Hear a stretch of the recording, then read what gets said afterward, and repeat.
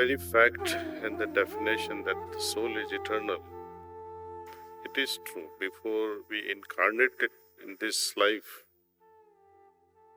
we had our previous existence in the form of soul, and after our death in this life, we'll also continue onward to our future journey wherever it takes us. What really happens after death? We all have been puzzled and we keep asking this question, and Babuji Maharaj very humorously used to answer. He says, I am still alive.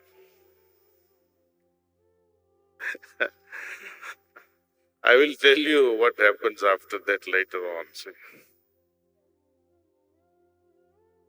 Well, that was his style of diffusing the question. We smile, we laugh and forget the question, only to remember the question was unanswered. But when we go through these books by Lalaji Maharaj, and he described the process of death, but that is all about what happens at the moment of death, where he suggests that, as soul decides to leave the body, contraction or the dissolution starts from the basal chakra, Muladhara. The elements there gets dissolved, reaches to Swadhisthana. There the water elements gets dissolved, and now soul moves upward to Manipur chakra, where the fire elements gets dissolved, further to the heart chakra, Anahat, which is a combination of these five, dominated with air element.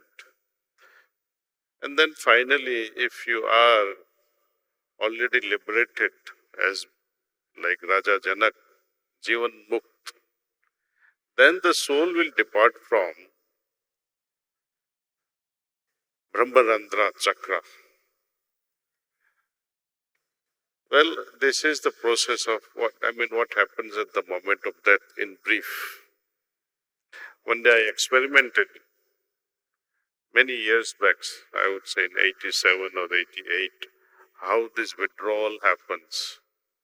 And the whole energy started moving from toe upwards and upward, further up, dissolving one chakra by another chakra.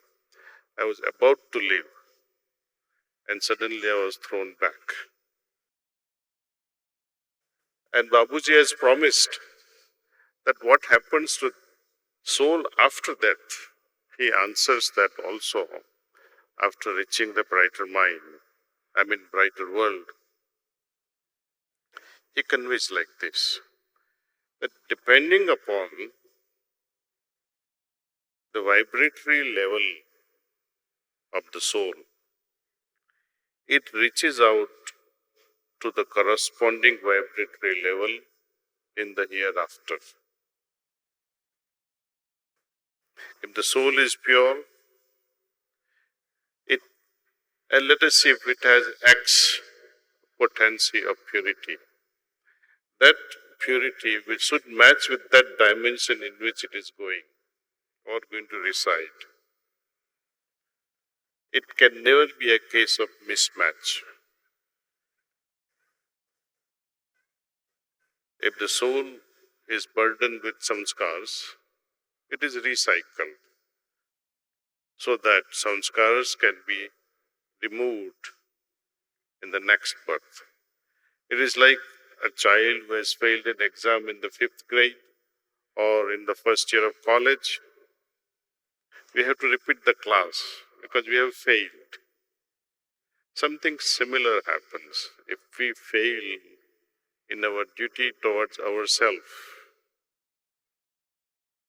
If soul has not attained that level of purity and simplicity, that it first descended with that intention, that purpose, if that is not fulfilled, after death, it is recycled.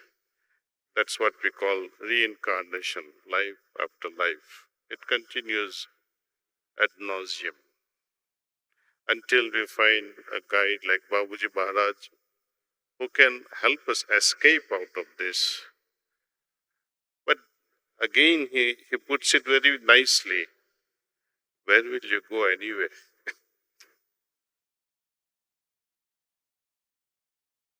In true freedom, rather with true freedom, in a state of liberation, you are free in the sense, if you want to come back for a purpose, you will return. If you don't want to come back, you have that choice also, because now you have that freedom. You have earned that freedom. So, idea is to establish ourselves with utmost purity and simplicity. And that happens very simply by authentic lifestyle. We cannot fake it. This morning there was a discussion about, informal discussion with some abhyasis. They had this idea that at the moment of death, if you remember Lord Narayana, you might reach the abode of Lord Narayana.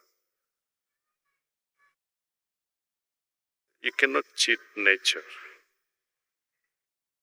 You may think of Narayana, but what if your son's name is Narayana? You're fooling yourself.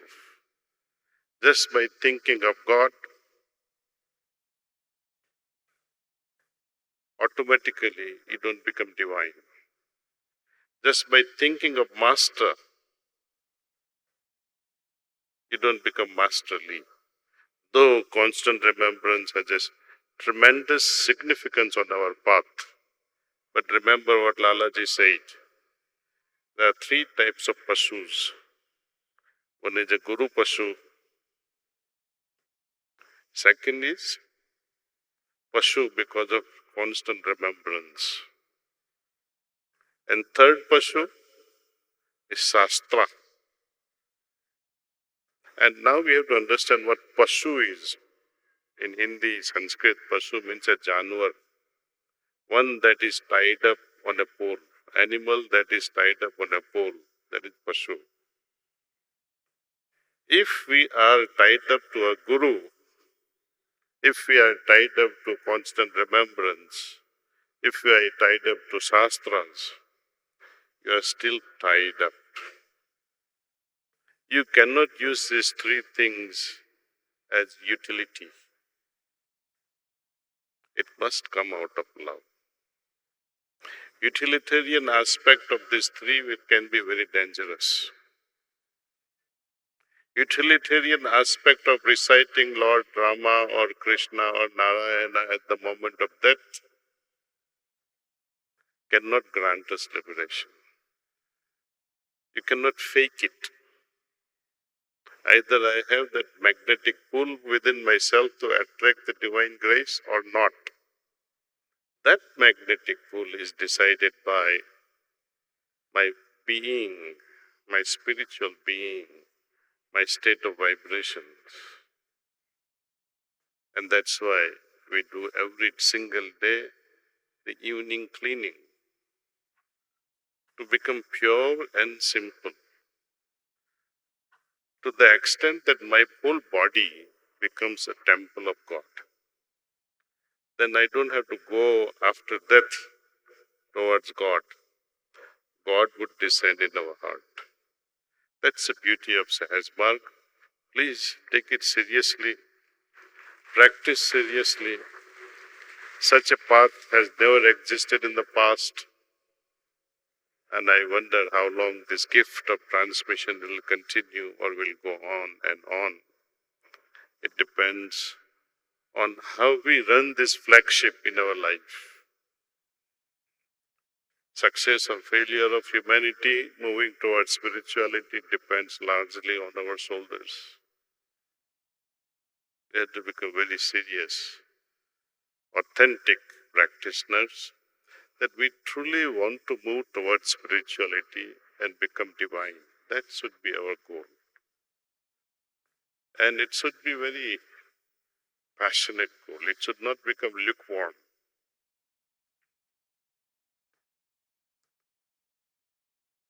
You want to have intense experience, practice intensely. You want to experience death before dying, that is also possible. No amount of talk can help us understand what happens after death. You can experience it while alive. See what happens. There is a beautiful quote, not exact, but I'll paraphrasing it, by Rumi. He says, when I was earth, mere mineral and absorbed by plant and trees, I evolved to become plant and trees. When I was extinguished by animals, I was devoured by them. Now I became free from static plant life to moving animal life, could fly like a bird. Then, when I was devoured by human, I became human. And then he puts a question, where have I lost by dying?